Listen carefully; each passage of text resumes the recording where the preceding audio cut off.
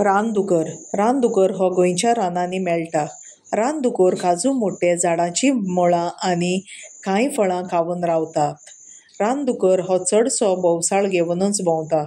एके भोवसाळीन 8 ते 9 रानदुकर आसतात.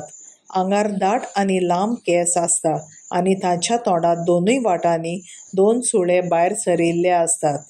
रानदुकराक मोट्या जनावरांचीं हाडां चाबडावपाक आवडटा. वासाचेर तो आपल्या दुस्मानाक वळखता आनी आपली वाट बदलता. जरी तो तिडकेल्लो आसा जाल्यार मनशाच्या आंगार येता.